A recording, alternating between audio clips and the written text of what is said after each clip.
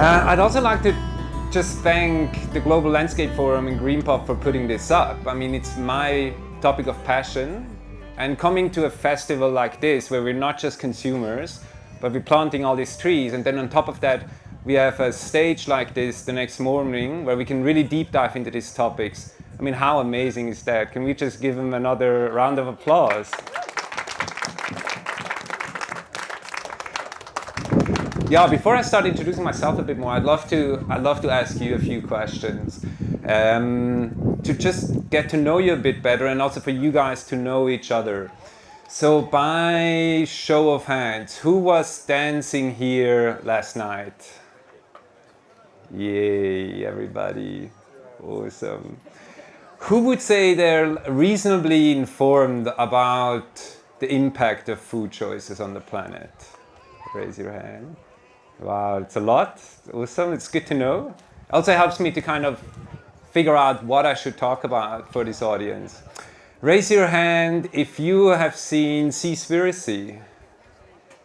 About half of it. Raise your other hand if you would recommend it. So keep the one hand up, and if you'd recommend it to watch it to other people, put the other hand up. Most people would recommend it. Raise your hand if you have made some kind of a choice to reduce when it comes to animal products because of the impact you have on the planet by eating that. You're almost everybody.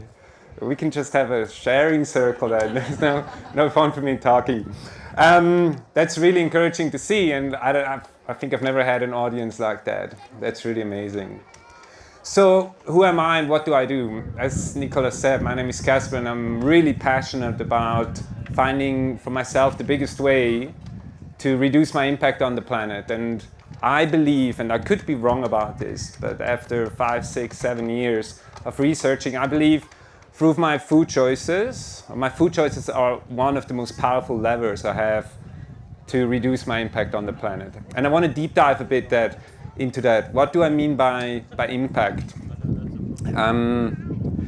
We have the environment and all the living beings that live in it, and often we talk about the environment, and that's super important, but when I talk about impact, I mostly mean suffering, and that's kind of from my own little story that also comes from a strong inspiration by Buddhism and Vipassana meditations that I do, and what I resonate most with is what can I do to reduce suffering?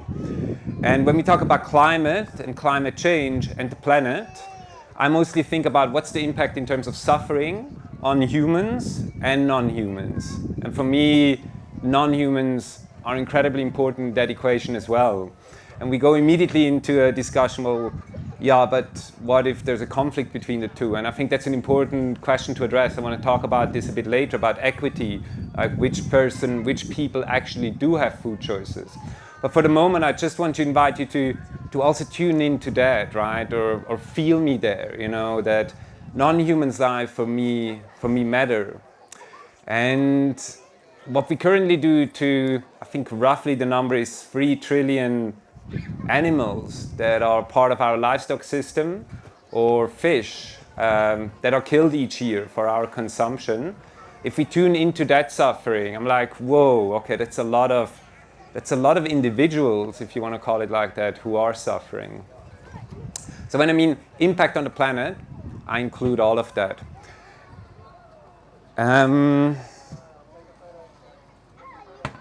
Why the oceans? I love Greenpop and the green, and I love the oceans and the blue. And they're so intertwined if we look at our planet, right? If one is unhealthy, the other one is not going to sustain itself. It's not going to have a chance. So the ocean is such, I don't need to tell you all this. You've seen Seaspiracy. I'll drop some of these numbers. But I think, do you all agree that we need healthy oceans to have a healthy planet? Yes, I see a few yeses there. What I do believe is that connection between us and the fish, and an emotional connection, is much harder to gain than with a land-based animal. If you guys checked out the pigs up there that sometimes make this noise, if you cuddle with a pig or anything, you can see a certain connection with a sheep, with a cow. chicken sometimes, but with a fish that's a bit harder.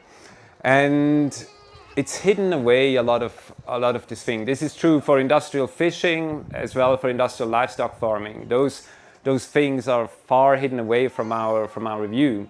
And we think we need to, or not we need to, but what I want to do, how I want to use my voice on this planet is to bring that into the consciousness. Let me check my time. Cool.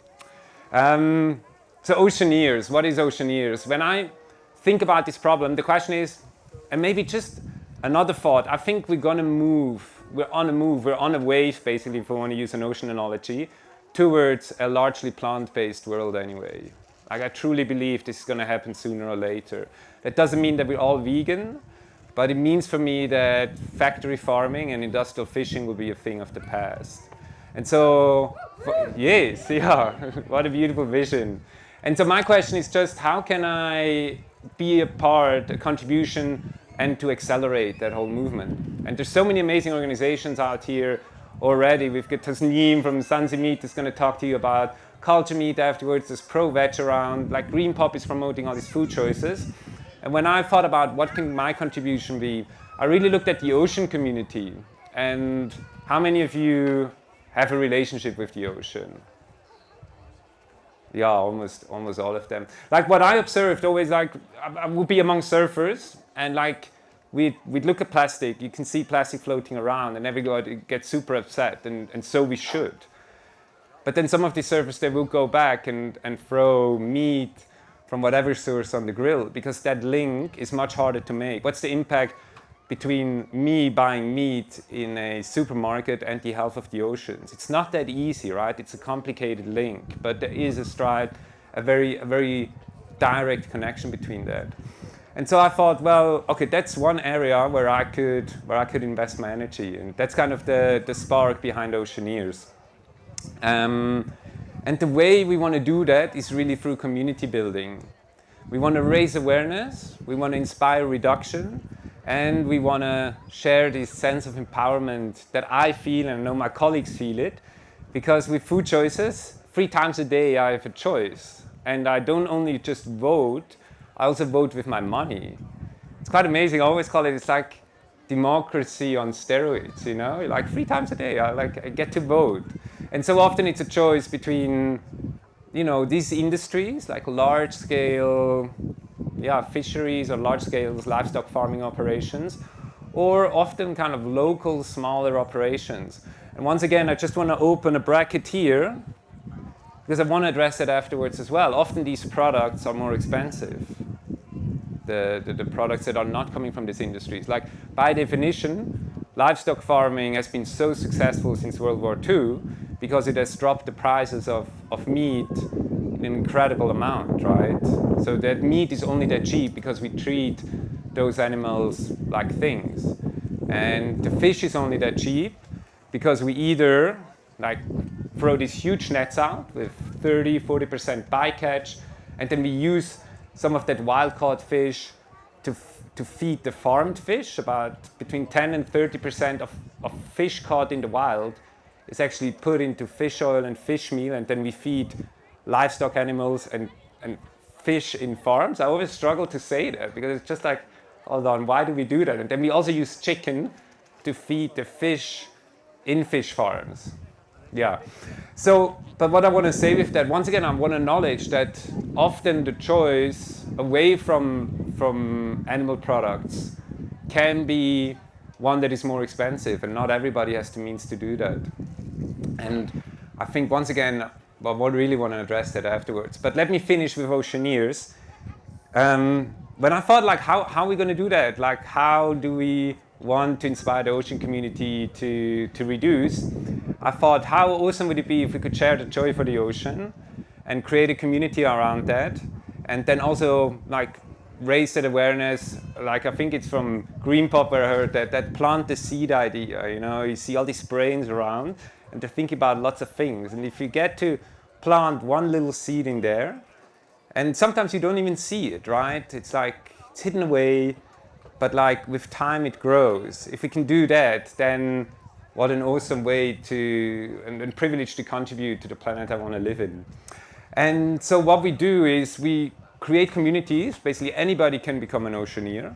You can sign up, you kind of take a pledge to raise awareness, to reduce, to strive to eat for the ocean. And then what we do from our side is we organize gatherings, we go surfing together or hiking or just anything that we can do to enjoy the ocean. We're currently based in Muizenberg. Sometimes the weather dictates a bit what we do. So yeah, every now and then we don't end up in the ocean because if you know the ocean around Cape Town, it can be a bit rough in between. And then we have a brand community. So these are brands who are aligned with us and they give Oceaneers discounts. For example, Greenpop is one of them. And if you are an Oceaneer or would have been an Oceaneer before this festival, you would have gotten a 20% discount on the festival. And the whole idea here is that often, at least in my experience, the right choice, I feel I'm getting punished. I'm in a restaurant and I'm asking for whatever, plant-based milk, and here's an extra 10 or 15 rand. It was like, I don't know, that hurts. So I have to make all these requests. So we want to kind of turn this around and say, if you make that pledge, if you do your best to reduce, we're going to reward you. Go to our membership page and here's all the discounts from cool brands in and around Cape Town that you can profit from. And the vision is, so we're building this in a way, Nicola said it, I was a business consultant before, so we always have to think about growth and scalability. This model, it's very easy to copy-paste into any kind of coastal community around the world. All you need is one passionate individual who said, I want to build the Oceaneer community. You find brands that are aligned and you build a community of people around that. And so once we have it, we're still fine-tuning the model in Muizenberg. We're at 200 Oceaneers just now, but once we have that, I'm super excited about the possibilities of just literally copy-pasting that into communities around the world. Now quickly want to talk about just equity as well, right? So here I am, like a white European male with all the privilege that comes with, and I'm talking about food choices. And a friend recently reminded me, you're from Switzerland, but be aware that in South Africa, there's a lot of people who don't even have food choices. So by talking about this, you're addressing a privileged group, and it's incredibly important to be aware about that. And I came to South Africa 10 years ago. When I arrived, I didn't have a clue about terms like white privilege. I wasn't aware of black pain, all these things. We don't learn about that in school. We don't really, unless you can deep dive actively into it, it's not part of the public conversation. And one of the gifts that South Africa has given me is opening my eyes and raising my awareness to these topics as well. And it's a topic, if you look at the Oceaneers community right now, when we gather, it's a largely white community. And that's something we want to change. But I feel inspired, and at the same time, it's a space where I feel I can get easily burned in that space. Even talking about that, I feel okay, it feels a bit less secure to talk about food choices, because with food choices, I have all the facts. I can throw that at you. But talking about race and privilege, I think is so important for us as a community. And I also want to invite all people of color to join us and almost put out the request to help us grow in this awareness around our language. How do we make these spaces feel safe as well? Because ultimately we don't want to preach, but we want to create a safe space where people can come and have that conversation about food choices. Yes, let me check my time. 4 minutes to go. Let me see how I want to use them. How are you all feeling? Can you show me with a show of hands? This means you're feeling really good. This means depleted. This is heavy. Pretty good. Doing well so far. You obviously just had a coffee, so you're energized. Very good. Iggy. Let's talk about Iggy. Why did we choose Iggy? Complete change of topic. Has anybody been to the Galapagos here? Yeah. Have you seen them? Okay, one question. Is it more or less life-size, or are they bigger or smaller? Well, the ones I saw were smaller. Okay. You saw some babies then. The cool thing about marine iguanas is that they're completely plant-based. They look like Godzillas, especially when they swim. But why did we choose Iggy and also the topic? Once again, if you talk about conceptions, one opinion or one maybe conventional story out there that we often encounter is like, you know, this veganism, vegetarian food, that's fine for women who don't, whatever, adventure, all these kind of things. It's that story that's very alive. But like, I'm a man, I need meat. And that's one of these conventions that we just want to slice through right away. And we like Iggy because he looks so gnarly. I mean, he's like, you know, and he eats plants.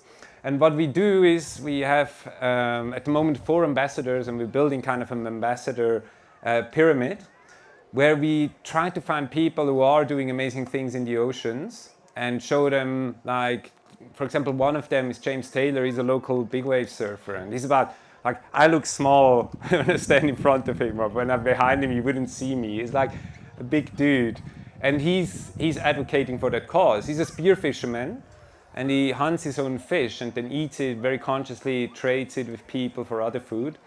And that for us is such an important topic here as well. Like, we're not here, or it's not my intention to condemn that.